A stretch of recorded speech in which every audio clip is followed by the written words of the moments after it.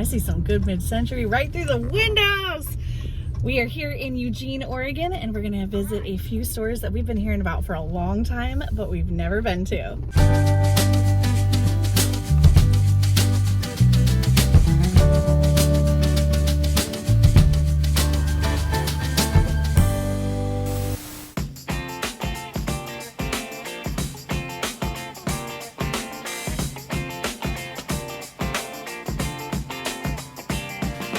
If I had my own physical vintage store, Oak Street Vintage is exactly what I would want mine to look like.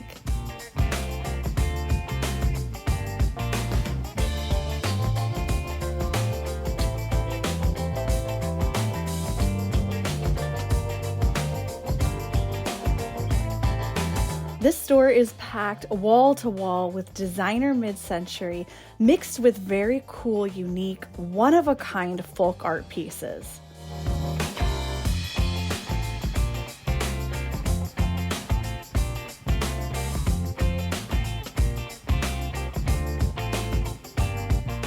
Everything in the store is hand-selected and very well curated, and it is the perfect balance of Scandinavian mid-century meets industrial meets rustic. That is amazing. Do you think it's comfortable? No, it's really not comfortable. You think it's not comfortable? What if It's it like a drink holder out here? Like, do you sit and put your tab in here? Your can of tab? I have no idea. But I wonder if it's like perfectly sculpted to just like suck your body in and it feels so cozy. I don't know, it's wild. I don't think I can get out of it. You'd need assistance. What about this one? The chair just becomes part of you. This one looks like a throne. I like this one better. You do? It looks a little easier to get in and out of. Yeah. Except if you like miss the round spot, you might get poked. This is incredible. The sculpture, it says, is by Katie McFadden, clay garden sculpture for $6.50. I'm gonna have to research this artist. I've never heard of her. I like it. I really, really like this lamp too. Wouldn't that look amazing with our black and white Bitosi?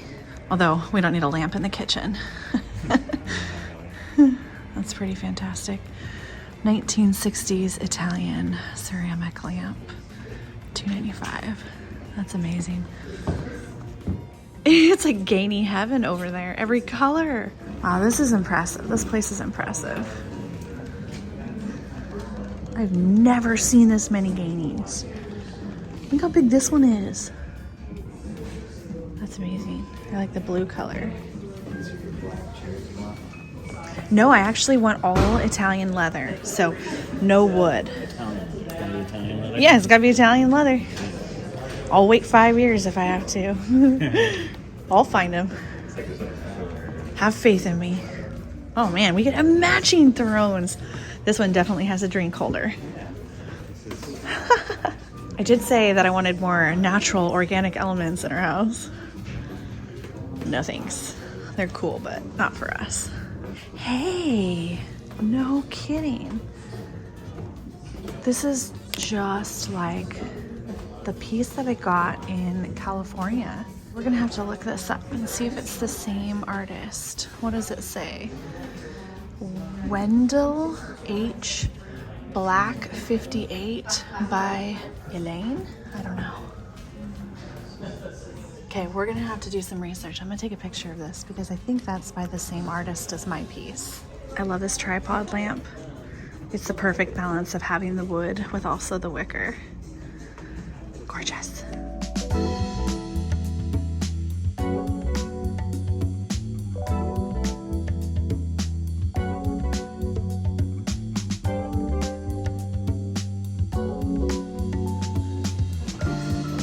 You know what? See, Jerry, that is one of my bucket list items right there. I know it's not coming home with us today, but someday, 2,800, someday I will find you in the wild and it'll be a masterpiece. That's gonna be a fun episode.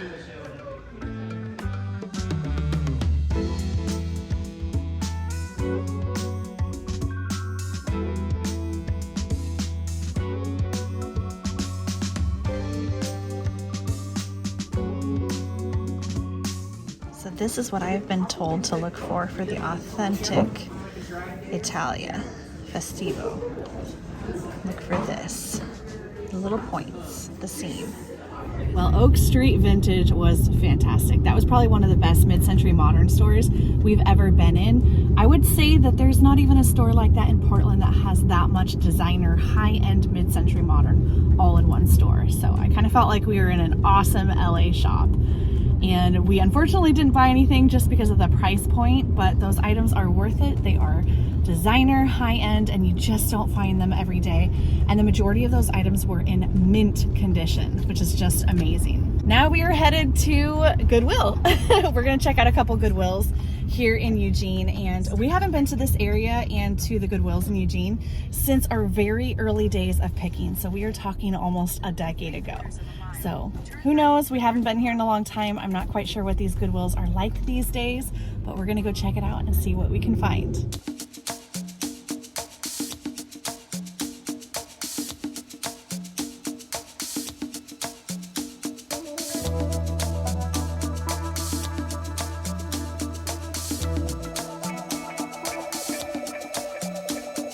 I used to think that these were hand painted in Mexico, but this is actually a pot from Bulgaria. These don't sell for a lot of money online. I think that a pot this size could probably get around $20, and it's $4.99 here at Goodwill.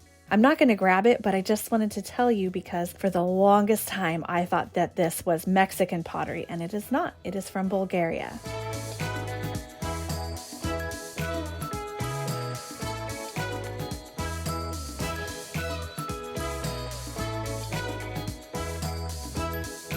This isn't vintage, but it could look really pretty with a candle glowing in it with all of my Moroccan lamps in the office. It is $4.99. I'm going to pass on it because I think this is something that I could find again for about $1.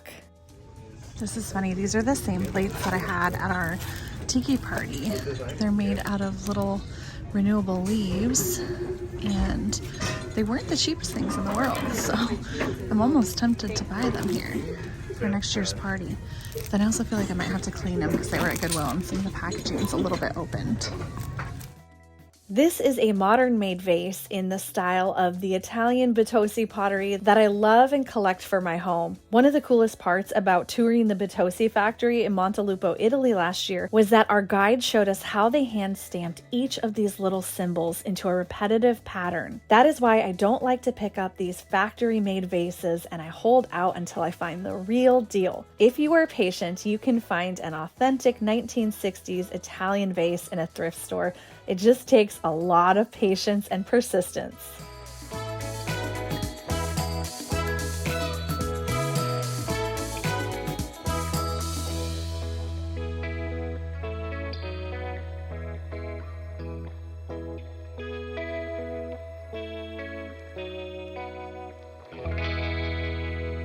I didn't find much in Goodwill, but we did get to run into a subscriber, and that was really fun. She got to show me some of her amazing finds that she just found inside the Goodwill, including a piece that I would have picked up had it been there 10 minutes later.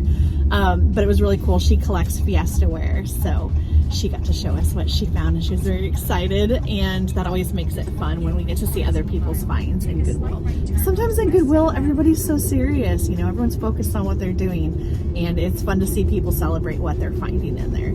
I did get this set of 4 crystal glasses, and these are going to be perfect for the studio because I want things that have a really vibrant color, and I'm trying not to do too many neutral items in that space. So I think that this is going to go well with the dark blue walls and just look very rich. And crystal glasses are kind of hard to find at Goodwill in a full set, and I got 4 of them. And yes, I need wine glasses at the studio because we might have some jewelry repurposing nights where we want a glass of wine. So I thought it'd be fun to have a set there. They were $2.99 each. It looks like this brand retails online for around $10 to $12 per glass. So a pretty good deal. Now we are headed to the next Goodwill, and this is where I found my original Don Friedman. So the very first time I ever heard about Don Friedman was when we found a tapestry here at this Goodwill about 10 years ago. Jesse, that guy, thought it was really ugly. Kind of like that face. No, but we he thought it was really ugly and he could not believe that I was getting it. I think I paid $4.99 for it, and I got home and did research, and that is how I learned about Don Friedman. It had a bunch of geese on it, and it's actually one of the pieces that I featured back when I started my blog that I haven't kept up with, and I did a whole blog post about Don Friedman wall hangings. So I'm not saying we're going to find a Don Friedman here, but you never know what you're going to find, and it's been a long time, so it's good to be back in this town. What a beautiful day. The sun came out for us. It was hailing this morning. Now it's sunny and blue skies. Hail of the morning.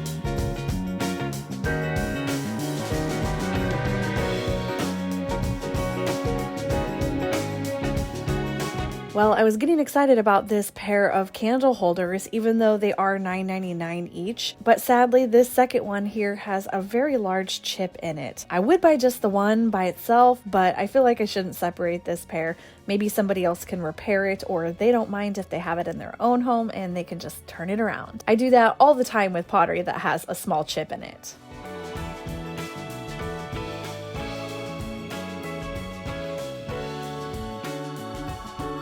Ooh, look at this giant Italian Florentine pepper grinder. They've got $39.99 on it. That is a little bit surprising. I have not seen a pepper grinder for $39.99 before at Goodwill. However, we are going to put this in our cart because I have not looked yet to see what color is half off this week. These giant ones do retail online for probably around $75 to $100, but unless it is half off, I don't think I'm going to make the investment today.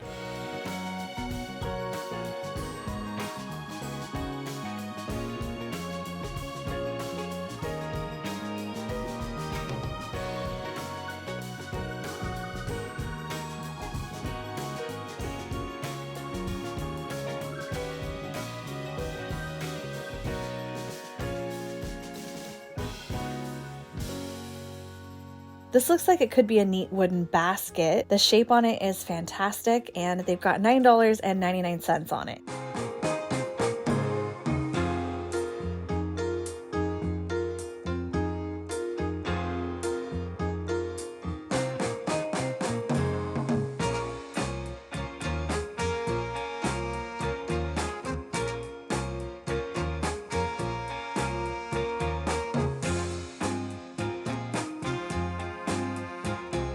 And look at that, it is green tag 50% off this week, which means we are getting the pepper grinder. And I'm super jealous because we do not have 75% off anything back in the Portland area. I didn't even know they had a second color of the week. Lucky ducks. This beautiful umbrella lampshade is only $6.99. I have a couple different lamps in my stash that I think this could look really good on.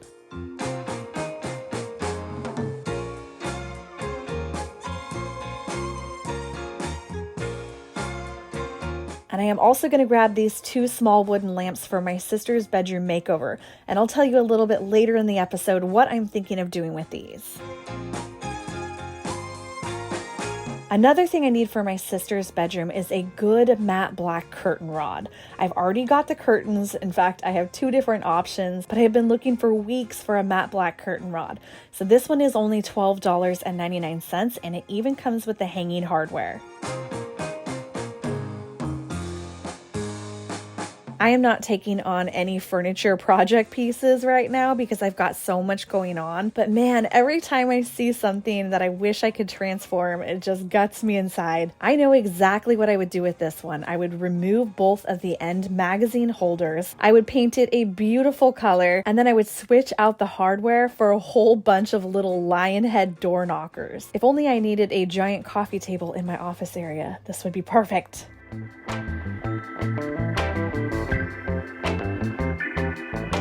Our next stop is the Time Travelers Antique Mall. This is in Springfield, Oregon, which is just about a 10-minute drive from Eugene.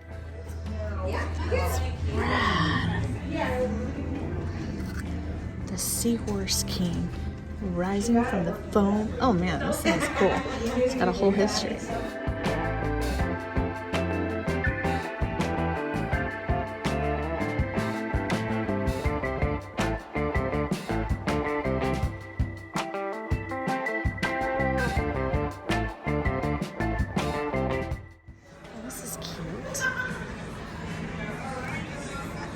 This would be great to keep jewelry in.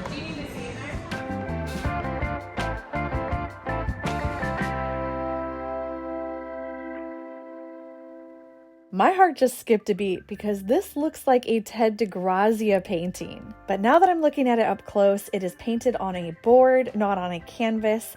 Although I do know that this artist was known to actually take down wooden ceiling boards and do some of his paintings on those. But I don't think that he used this type of board to paint on. I am going to do some more research when we get back to the studio because if it is an authentic original, it could be worth quite a lot of money. Although it does have a pencil signature here on the back that looks really similar to his signature. For under $50, it's going to be worth the risk because either way, it's a beautiful painting.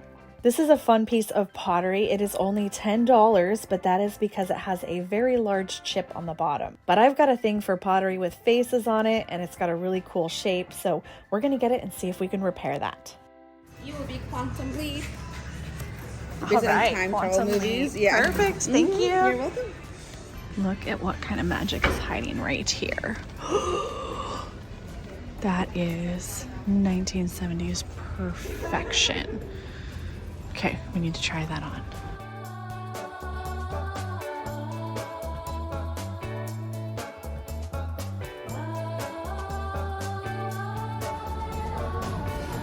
What do we think? Should I get it?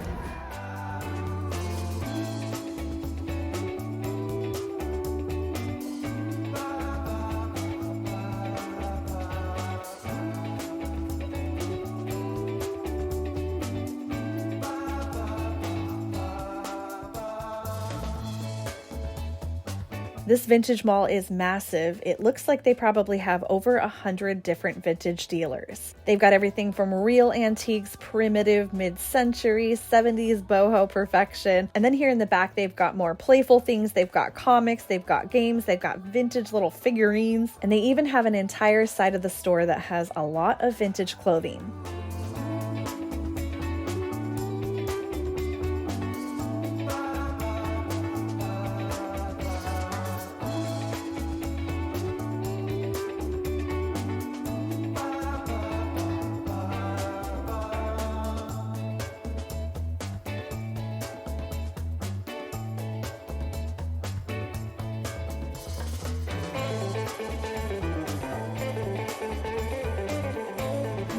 For pet portrait lovers, look at this one. That's pretty cute. Oh, it's like the Lady and the Tramp dog.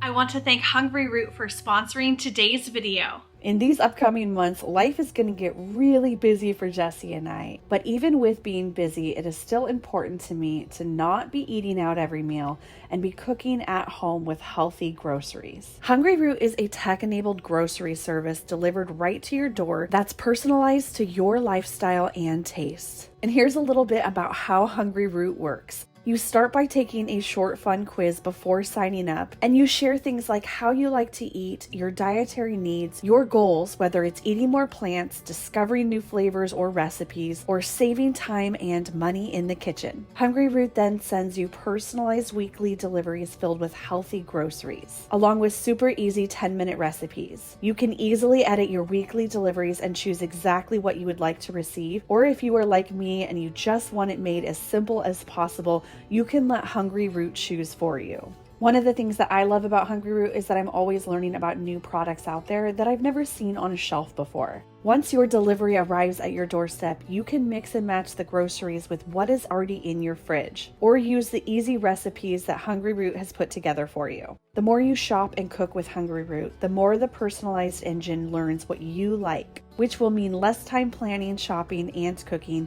and more time enjoying the foods you love. The first 100 people to use my code LEFTCOAST will get 40% off your first order with Hungry Root. Use the link in the show notes or go to hungryroot.com and use my code LEFTCOAST to get 40% off. Thanks again to Hungry Root for sponsoring today's video. Jesse and I obviously had quite a day out thrifting. If you haven't seen episode 1 of this day, you've got to go back and watch it because we found some really incredible things in Coburg, Oregon on our way to Eugene. We hit Coburg and Eugene all in one day, so when you combine both of the finds from these episodes, it was a very successful day trip and we had a really good time getting out and going thrifting and antique shopping together. Once we got into Eugene, we decided let's go ahead and hit a couple Goodwills, but first we had to stop at Oak Street Vintage, which we have heard about for years. This was the very first time we had ever been there, and it's just one of those places that everybody comes home and talks about whenever they do a day trip or a weekend down in Eugene, Oregon. And it's pretty obvious why people speak so highly about that store.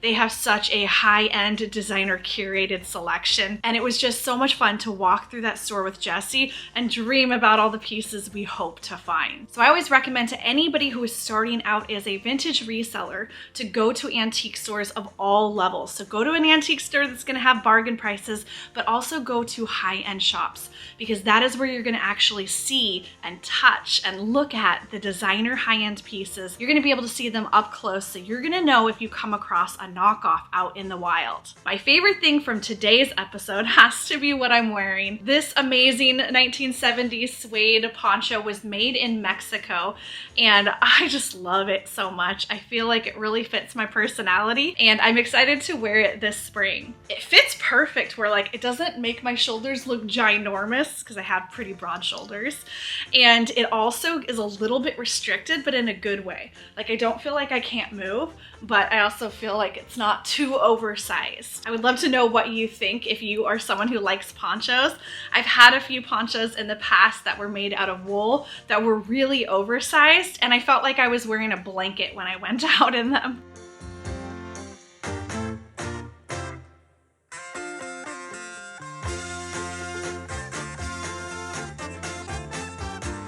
I am at a complete loss for this painting. I'm so torn whether I think it's original or not. When I saw it, I knew it was probably a copy of a Ted DeGrazia painting. And there were quite a few reasons why I think it's probably a copy. One, it's that it was made on a board instead of a canvas. And two, there's something about the texture that's just not as thick as the rest of his paintings online. And it feels like there's just not enough depth and skill in the layering of the paint. I am by no means an expert on art, so I just kind of go off my gut intuition when I see something. It appears to be a reverse image of one of my favorite paintings by him. Now here's the catch, and here's the thing that really is throwing me. On the very back, there is a pencil signature that matches his signature. It looks almost identical to his signatures online. So I'm very confused. I have no idea what to think. Did somebody just copy his signature on the back? I don't know. Copying his signature in pencil where you can barely read it on the back doesn't seem like something that a fan would do if they were trying to make it look like an original. I feel like they would have done the signature down here. So I have no idea what to think. I would love your advice or your opinion on this. If it is an original Ted DeGrazia, it could be quite valuable. Either way, it's beautiful, which if you know me, you know that's why I typically purchase things. So I am very curious, and I hope we get an answer at some point as to whether this is an authentic original or whether this is a study that somebody did that was inspired by his original artwork. I'm going to try to do better at giving you updates at the end of a lot of these videos with things from previous videos. In the past, I've kind of saved them all up in hopes of doing an updates and identification video, but I think it's going to be a little bit easier to just sprinkle in some updates throughout these episodes. In fact, stay tuned to the end of this video because I'm going to give you an update on 3 things from the last episode.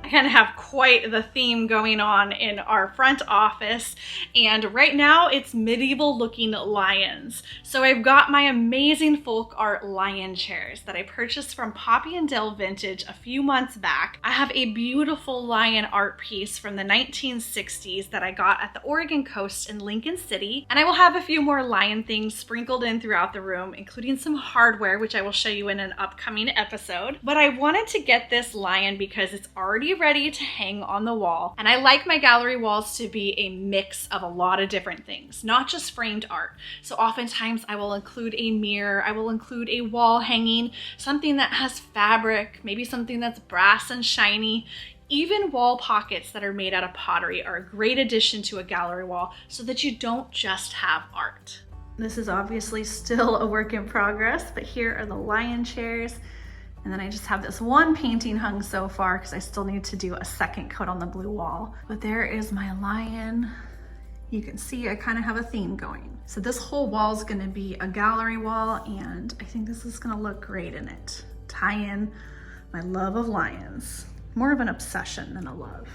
Okay, I'm kind of giving you a sneak peek of a few things that you haven't seen yet because I found them in an episode that I'm currently working on editing. But I did want to show you the beautiful crystal glasses here with what I have so far for our office. You'll probably remember a few episodes back, I got these ribbed glasses at Goodwill. Both of these things you will see in an upcoming episode. Actually, you'll see that in an upcoming episode. But that's kind of what I have going on right now for the little drink and beverage and coffee bar. And I'm just going to tell you right now because I'm so excited. This beautiful antique piece is going to be for silverware. I wasn't sure if I was going to use it to store some jewelry bits in, but I think it's going to be perfect to put napkins and silverware in this little kitchen area. I think I got a really good deal on these stone art deco bookends.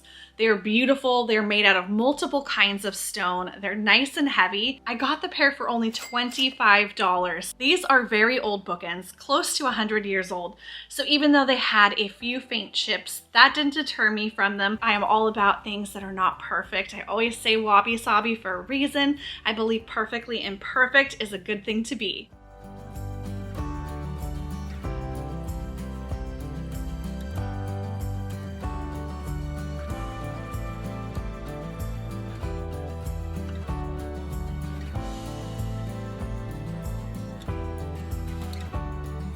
Well, we didn't find a Don Friedman at that Goodwill. I did find some really great things, and look at the shape on this. Pretty much every single one of my bathrooms that I've had some form of a basket that I keep my rolled up towels in.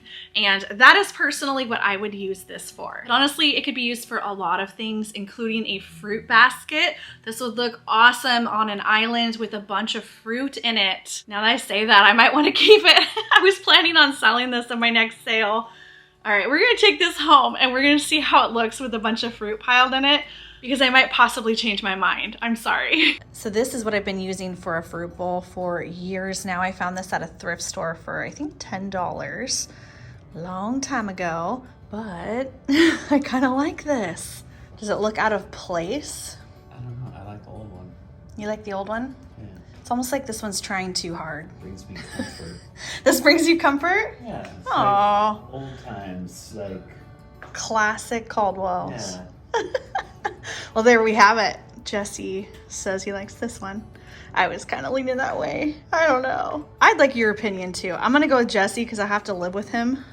But I would love to know your opinion. Would you do the more atomic shape? Forcing you to go with me. Hey, I made You're not that being choice. held hostage. I made that choice and I'm happy with it. So we've got the atomic one and then we've got the rustic one, which I like the rustic. I already know my answer. But I would love to know what you guys think, if any of you would pick this. Another thing to point out is that I have a lot of teak throughout the kitchen, and this is more of a walnut stain, so it doesn't quite match the kind of redder color of teak. But I would still love to know your opinion. Comment below. I don't know why I think it's so funny to have a giant pepper grinder, but I just think it's so cute if you're having a dinner party or just having family over for dinner and you ask anybody if they need pepper. You go grab this out of the pantry and you come out and just... These are made in Florence, Italy, which is my favorite city on this earth. When I went to Italy back in 2013 with my friend Michelle, we were so lucky in Florence to get to go into one of the stores and watch a local artisan actually make these. It is pretty amazing to see how they apply the gold leafing and do the hand painting. So I'm really hoping that I can get in touch with someone in Florence so our group can possibly go see how this is made. So if you are in Florence, Italy, or you have any connections there and you might know a shop that we might be able to visit, I would be so grateful for any leads. How beautiful is this umbrella / lampshade?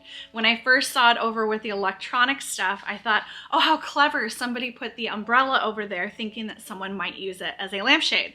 Well, then I flipped it over and I saw that it actually is a lampshade. It has this little wooden dowel that goes through it, but it's not seeming to work in holding it up completely. So I think that there must be something missing from it on the inside. I'm gonna have to play around with it a little bit to see if I can find the right piece that will get it to stay out like this. This is such a wonderful lampshade, and I think that I have the perfect lamp for this to go on. We're gonna have to use our imaginations here, but imagine it all fanned out beautifully. Wouldn't that look great? With the little koi fish / Venetian dolphin. Depends on what you want it to be. I just put it on top of another lampshade just to kind of get it to stick out a little bit so you could kind of imagine what it would be like. But it's just so beautiful. I think I'm gonna try it on a few different lamps. I almost wonder how this would look on that tulip lamp that I got the other day. That could bring in the blue in the bedroom. Okay, we're taking this home and we're gonna see if I can make it work there. It's dark outside, so it's a little bit hard to see, but I wanted to show you this lamp. Now, I've still not been able to figure out exactly how to get the shade to open correctly. So I literally have a chopstick up there right now, holding it just temporarily to kind of give an idea of how this will look once it is properly adjusted. I think it does look really beautiful with the lamp, and I love that it ties in the wallpaper. You can even see it in the window in the reflection. But here's what I'm thinking. It's too busy. It takes away from maybe the sculptural simplicity of this lamp. I don't know. I am a more is more, obviously, but I don't know. Now we have 3 options. Life just got a lot harder. Comment below option 1, 2, or 3.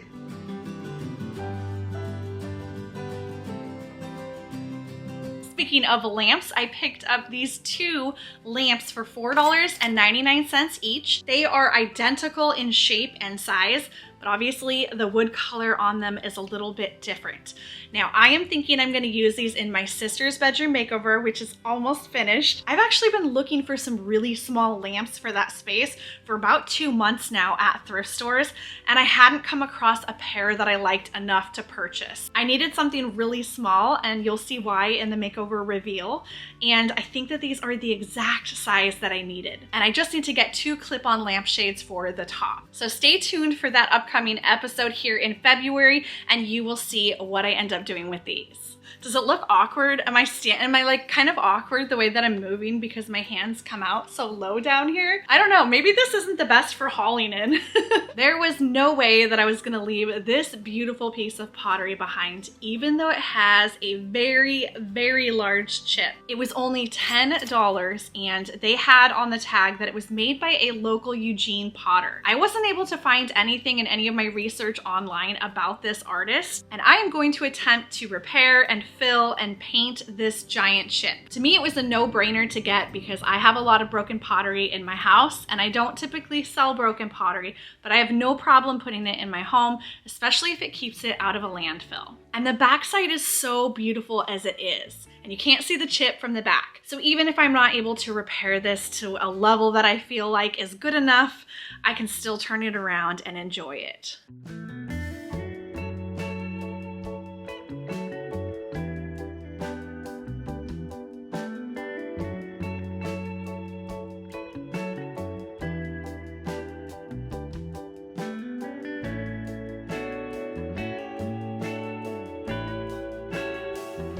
It is now time for some updates from finds that I actually found the same day as all this stuff, but it was in last week's episode. And we're gonna start with this. So many of you commented that this should have originally had a base right here so that it could actually rock back and forth. So huge thank you to everybody who sent me links or emails and helped me identify this. It was originally produced in the 1970s. It is a Japanese otagiri piece, and it would have had a silver cylinder base right here, and then it would have just rocked back and forth.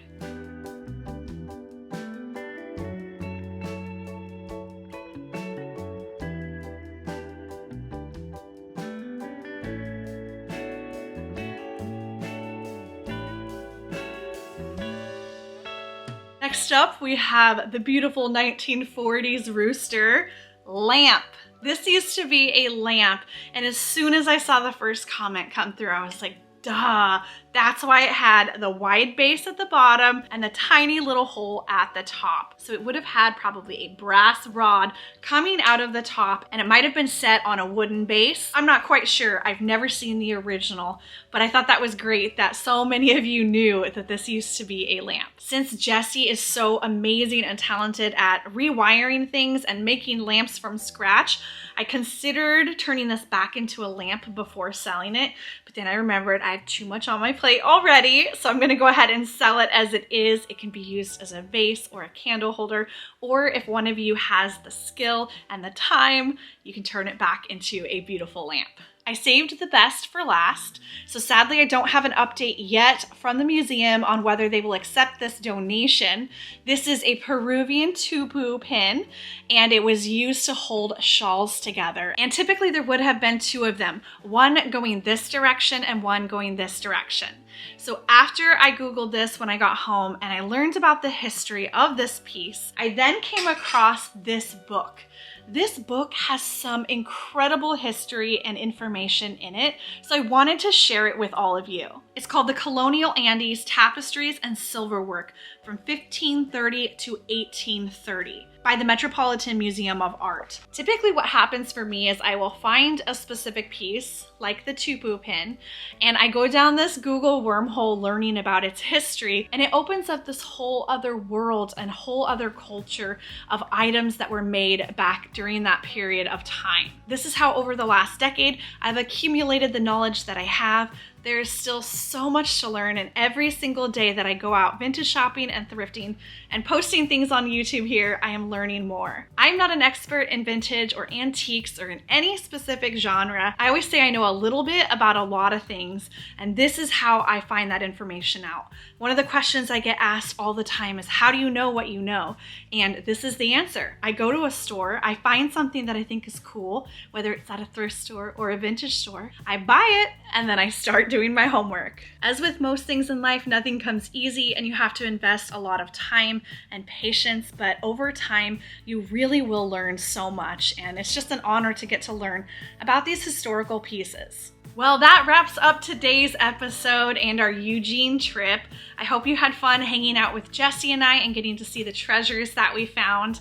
It is going to be a very exciting spring. I've got some big news that's coming in the next couple weeks, And I really hope that you are just enjoying this journey of entrepreneurship with me. It's been a wild ride these last few years, and I am so grateful for every single one of you. And I am wishing all of you the best thrifting luck on your adventures out picking, and I will see you in a brand new episode soon.